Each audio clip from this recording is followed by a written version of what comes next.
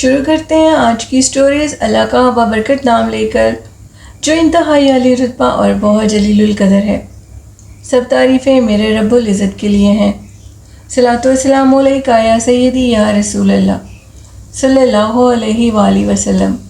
Scary Urdu tells کے معزز ناظرین کو السلام علیکم۔ آئی ہوپ میرے سبھی لسنرز بالکل ٹھیک ہوں گے۔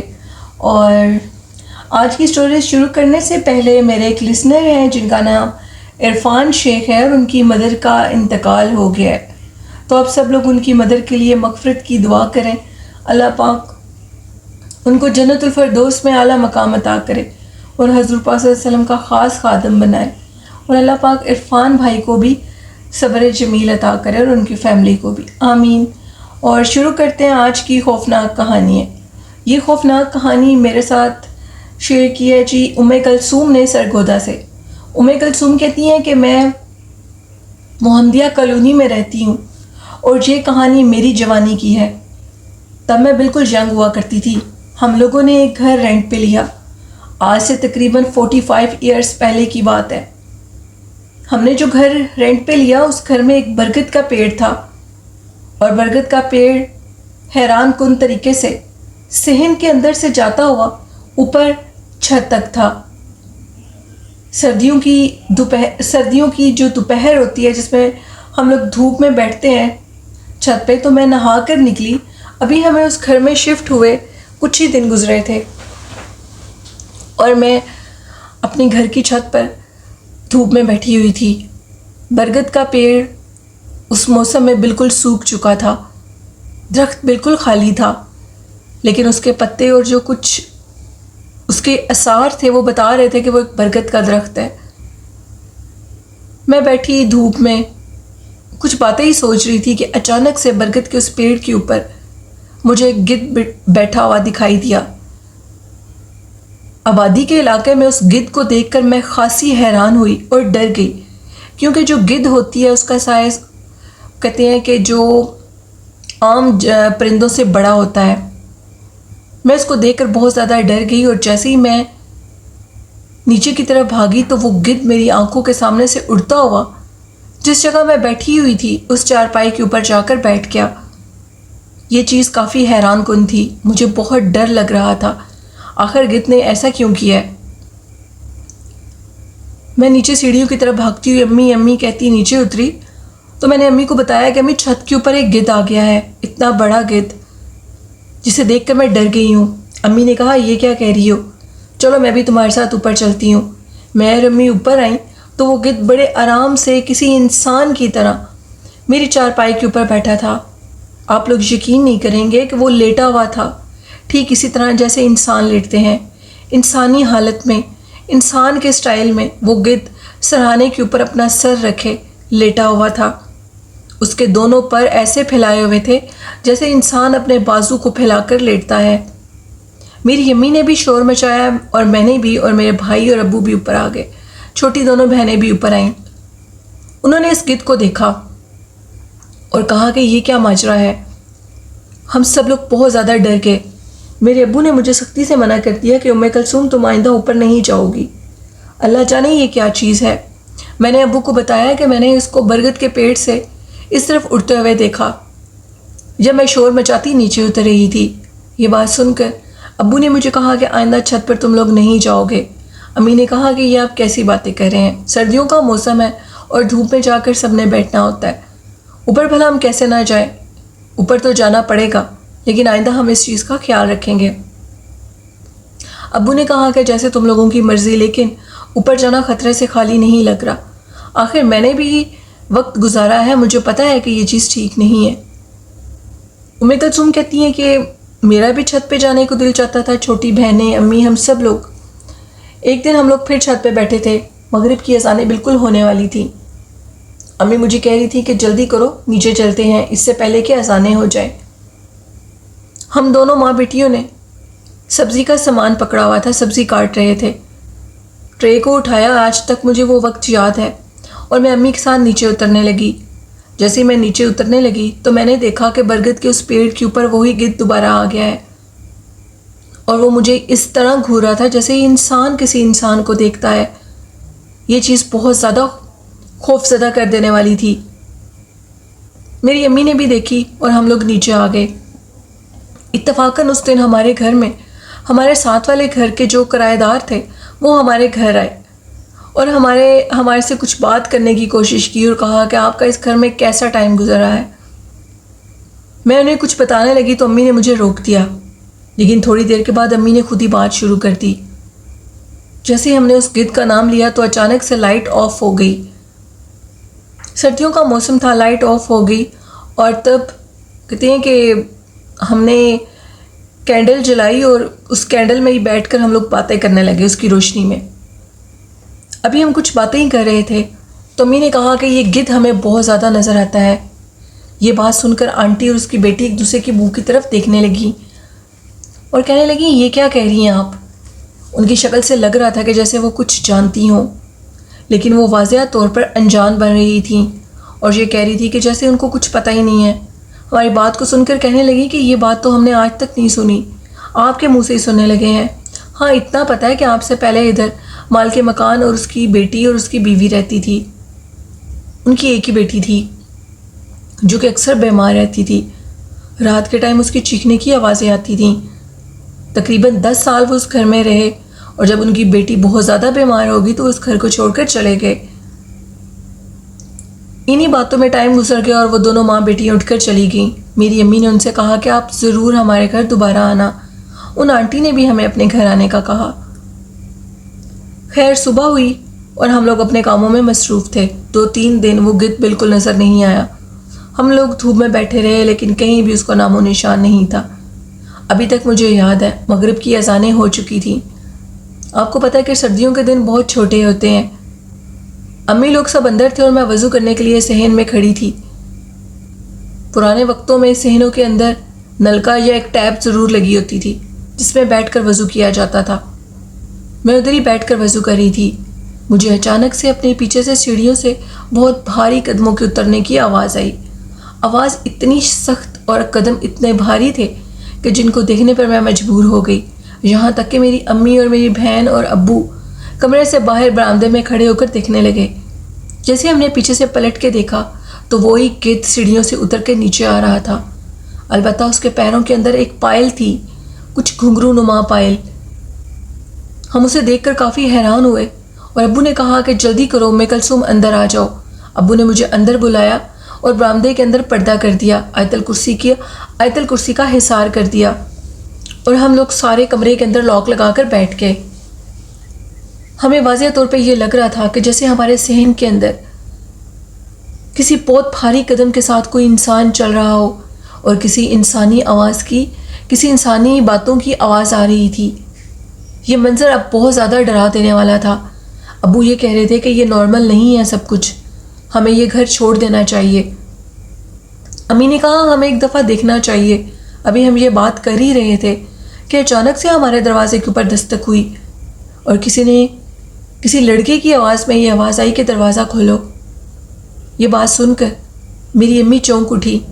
خوشبو کا ایک تیز جھونکا ہمارے کمرے کے اندر آیا، ٹھنڈی یک ہوا کے ساتھ۔ اچانک سے ہمارے کمرے کی کنڈی خود بخود کھل گئی۔ یہ بات دیکھ کر ہم لوگوں کی چیخیں نکل گئیں اور جیسے دروازہ کھلا تو باہر کوئی نہیں تھا، ٹھنڈی یک ہوا تھی۔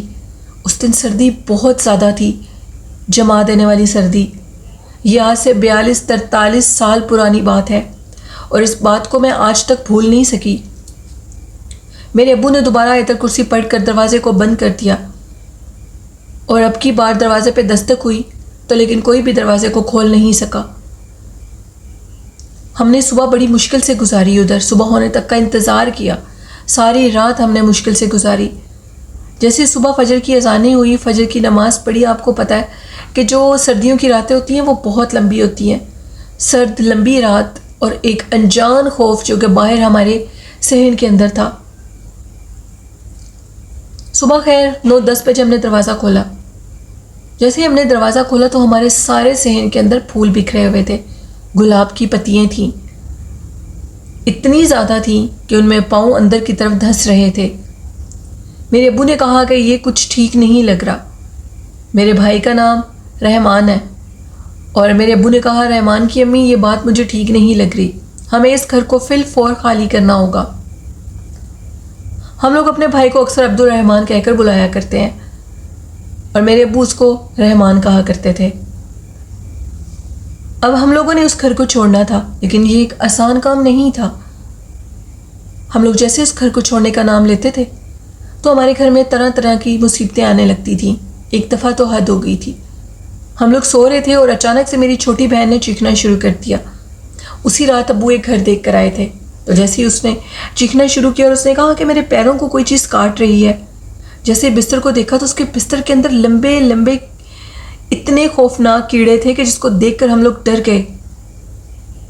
ہم لوگ چیخنے لگے، ابو نے بستر کو جھاڑا اور جیسے وہ کیڑے نیچے گرے تو وہ فرش پہ گرتے ساتھ غائب ہو گئے۔ وہ پہلی دفعہ تھی جب ابو گھر دیکھ کر آئے تھے اور میری بہن سیمی کے ساتھ یہ واقعہ پیش آیا تھا۔ کلثوم کہتی ہیں کہ ابو نے کہا کہ ہم اس گھر کو چھوڑ کر نہیں جائیں گے۔ جیسے ہم یہ لفظ بولتے تھے تو سارے حالات نارمل ہو جاتے تھے، یہاں تک کہ ایک دفعہ یہ ماجرا پیش آیا کہ میں اوپر چھت پہ سو رہی تھی، شدید دھوپ تھی، اس دن سردی بھی کچھ کم تھی اور دھوپ اتنی اچھی نکلی تھی، میرا دل چاہ رہا تھا کہ میں دھوپ میں سوئی رہوں۔ اچانک سے مجھے لگا کہ کوئی میرے سر کی طرف کھڑا ہوا ہے۔ جیسے ہی میں نے پیچھے سے پلٹ کے دیکھا تو ایک خوبصورت لڑکا میرے سر کی طرف کھڑے کچھ پڑھ رہا تھا۔ اس کی آنکھیں بند تھی اور وہ اپنے ہاتھوں کی انگلیوں کے اوپر کچھ گن رہا تھا، اور پھر اس نے میرے اوپر ایک پھونک ماری۔ اس پھونک کے بعد مجھے کچھ ہوش نہیں رہا۔ میں کافی دیر خاموش اس لڑکے کو دیکھتی رہی اور مجھے کچھ خوف نہیں آ رہا تھا۔ جیسے مغرب کی اذانیں میرے کانوں میں آئیں تو مجھے ہوش آئی۔ تب تک وہ لڑکا کھڑا کچھ پڑھ رہا تھا اور میں وہاں سے چیخیں مارتی ہوئی نیچے کی طرف بھاگی، اور جب میں لاسٹ اسٹیئر پر آئی تو میرا پاؤں اٹکا اور میں نیچے گر گئی، میرا پاؤں پھسل گیا۔ مجھے کچھ سمجھ نہیں آ رہی تھی کہ آخر میرے ساتھ کیا ہو رہا ہے۔ امی ابو نے مجھے اٹھایا اور کہا کہ تم نے کیوں یہ غلطی کی اوپر اکیلے رہنے کی، ہم نے تمہیں منع کیا تھا۔ اسی دن ابو کسی بابا جی کو بھی لے کر آئے تھے ہمارے گھر میں۔ وہ بابا جی جیسے ہی ہمارے گھر آئے تو انہوں نے کہا کہ اس گھر میں مجھے خیر نہیں لگ رہی، اس گھر میں ایک بدروح کا بسیرا ہے۔ ابو نے کہا یہ کیسی بات کہہ رہے ہیں؟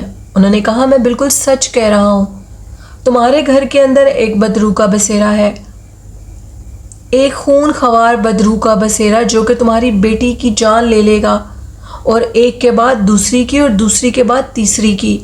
وہ ایک جن ہے برگد کے پیڑ کا جو کہ گدھ کے روپ میں رہتا ہے۔ یہ ساری باتیں سن کر ابو چونک اٹھے اور انہوں نے کہا کہ میں نے تو آپ کو کچھ بتایا ہی نہیں ہے، آپ کو ان باتوں کو کیسے پتہ لگا؟ انہوں نے کہا کہ میری عبادت اور ریاضت کا پھر کیا فائدہ اگر مجھے کچھ معلوم نہ پڑے۔ اس گھر کو فوراً چھوڑ دو ورنہ وہ جن تمہاری بیٹیوں کو مار دے گا۔ یہ بات سن کر ابو ڈر گئے اور کہنے لگے کہ مجھے اس کا کوئی حل بتائیں۔ جیسے میں اس گھر سے نکلنے کا کوئی ارادہ کرتا ہوں تو میرے گھر میں عجیب و غریب قسم کی مصیبتیں آنے لگتی ہیں، میں اس گھر کو نہیں چھوڑ پاتا۔ انہوں نے کہا پریشان ہونے کی ضرورت نہیں ہے، میں تمہیں کچھ کیل دم کر کے دوں گا اور وہ کیل تم نے سیڑھیوں میں لگا دینے ہیں، اور چھت کی جو دیواریں ہیں جہاں سے نیچے جھانک کر دیکھا جاتا ہے وہاں پر بھی ان کیلوں کو گاڑ دینا، اور تقریباً 10 دن کے اندر اندر اس گھر کو چھوڑ کر چلے جانا۔ 10 دن کے اندر اندر وہ چیز رک جائے گی، اگر 10 دن سے زیادہ لیٹ کرو گے تو وہ چیز تم پر حاوی ہو جائے گی۔ یہ بات سن کر ابو بھی بہت زیادہ ڈر گئے اور انہوں نے ابو کو تاکید کی کہ تمہیں جس طرح کا بھی گھر ملتا ہے تم اس طرح کے گھر میں چلے جانا، ایسا مت سوچنا کہ میں کہاں جاؤں گا، 1 کمرے کا یا 2 کمرے کا مکان جو بھی ہو تمہیں ملے چلے جانا۔ بالآخر ابو کو 2 کمروں کا گھر ملا جو کہ بہت بسیدہ اور پرانا تھا۔ ابو نے وہ گھر بابا جی کو دکھایا اور انہوں نے کہا کہ یہ گھر اس گھر سے بہت بہتر ہے، اس میں ایسے کوئی اثرات نہیں ہیں، ہاں البتہ جنات ہر جگہ پر ہوتے ہیں۔ میرے ابو اس گھر کو چھوڑ کر 10 دن کے اندر نکلنے میں کامیاب ہو گئے۔ ان 10 دنوں کے اندر ہمیں اپنی چھت سے خوفناک چیخنے کی آوازیں آتی تھیں، یوں لگتا تھا کہ جیسے کسی بکرے کو ذبح کیا گیا ہو، اور اس کے گلے سے جو آوازیں نکلتی ہیں وہ ایسی آوازیں تھیں۔ جس رات ہم نے اس گھر کو چھوڑنا تھا اس رات سیڑھیوں سے ڈھیر سارا خون نیچے آ رہا تھا، اور وہ خون ہمارے صحن تک آیا جس کو دیکھ کر ہم لوگ ڈر گئے تھے۔ اسی دن ہمارے اس چھت کے اوپر سے ایک بہت بڑا پتھر ہمارے صحن میں گرا۔ اگر ابو 1 سیکنڈ پہلے اندر نہ آتے تو شاید وہ پتھر میرے ابو کے سر میں لگتا اور وہ بچ نہ پاتے۔ خیر 10ویں دن کی رات کو ہم نے اس گھر کو خالی کیا اور وہاں سے نکل گئے۔ جب ہمارا آخری قدم اس گھر کے اندر تھا اور میرے ابو کا ہی وہ قدم تھا تو میرے ابو کہتے ہیں کہ مجھے لگ رہا تھا کہ جیسے کوئی خوفناک بلا مجھے پیچھے کھینچ رہی ہو۔ ان بابا جی نے سختی سے تاکید کی تھی کہ اگر تم پیچھے سے پلٹ کے دیکھو گے تو تم اسی گھر میں رہ جاؤ گے، کبھی نکل نہیں پاؤ گے، یہ سمجھنا کہ تمہاری اسی گھر میں موت ہو جائے گی۔ ابو جی کہتے ہیں کہ میں نے اتنی مشکل سے ایک قدم باہر نکالا، اللہ اور اس کا رسول ہی بہتر جانتا ہے کہ میرے کیا حالات ہوئے۔ مجھے لگ رہا تھا کہ میرے کپڑے پھٹ گئے ہیں اور یہ بالکل حقیقت تھی۔ ابو نے جب اس گھر سے باہر اپنا قدم نکال لیا اور دروازے کو بند کیا تو ابو کے کپڑے پیچھے سے پھٹے ہوئے تھے، ان کے جسم کے اوپر ناخنوں کے نشان تھے۔ برگد کا وہ جن جو ایک گدھ کے روپ میں رہتا تھا وہ میرا اور میری بہنوں کی جان لینا چاہتا تھا، ہمارا خون پینا چاہتا تھا۔ وہ لڑکیوں کے اوپر عاشق ہو کر ان کو مار دیتا تھا اور اس سے پہلے اس نے مالک مکان کی ایک بیٹی کے ساتھ بھی یہ کام کیا تھا۔ یہ گھر انتہائی عصیب زدہ اور قدیم پرانا گھر تھا، انڈیا کے دور کا گھر تھا جب مسلمان اور سکھ اکٹھے رہتے تھے۔ تب سے ویران بسیدہ یہ گھر ہماری قسمت میں کیسے آیا یہ تو ہم نہیں جانتے، لیکن ہم نے اس گھر کو صرف محض کرائے پہ لیا تھا۔ اس کے مالک مکان نے بھی ہمیں کچھ نہ بتایا اور ان عورتوں نے بھی ہمیں کچھ نہ بتایا جو کہ پلٹ کے ہمارے گھر نہ آئیں، اور امی 1-2 دفعہ ان کے گھر گئیں بھی تو انہوں نے دروازہ نہیں کھولا، اس لیے کہ شاید ان کی بیٹیوں کے اوپر کوئی اثرات نہ ہو جائے۔ یہ کہانی تھی ام کلثوم کی جو کہ انہوں نے سرگودا سے شیئر کی۔ بہت شکریہ ام کلثوم۔ یہ تھی آج کی خوفناک کہانی۔ لسنرز کیسی لگی آپ کو؟ اپنا فیڈ بیک مجھے ضرور دیجیے گا۔ آپ بھی اپنی خوفناک کہانیاں شیئر کر سکتے ہیں، کمنٹ باکس میں بھی اپنی سٹوریز کو شیئر کر سکتے ہیں، اور ڈسکرپشن باکس میں میرا ای میل آئی ڈی اور Facebook ID mention ہے، آپ لوگ اپنی سٹوریز کو شیئر کر سکتے ہیں۔ آخر میں کہنا چاہوں گی حضور نبی کریم صلی اللہ علیہ وآلہ وسلم پر درود و سلام پڑھیں، تہجد پڑھا کریں، فجر کی نماز پڑھا کریں اور نماز اور طہارت کی حالت میں رہا کریں۔ قرآن پاک کو اور درود ابراہیمی کو اپنی زندگی کا خاص حصہ بنا لیں۔ والدین جیسی خوبصورت نعمت کی قدر کریں۔ اللہ پاک ہم سب کے والدین کو صحت تندرستی والی لمبی عمر عطا کریں، آمین، اور ناگہانی آفتوں سے ہم سب کو بچائے۔ اسی کے ساتھ اپنی ہوسٹ نیلم ویر کو اجازت دیجیے۔ اپنا اور اپنے والدین کا بہت سا خیال رکھیے گا۔ مجھے اور میرے والدین کو اپنی ڈھیروں دعاؤں میں یاد رکھیے گا، اور پھر ایک نئی سٹوری پہ آپ کے ساتھ دوبارہ ملاقات ہوگی۔ اللہ حافظ، اللہ نگہبان۔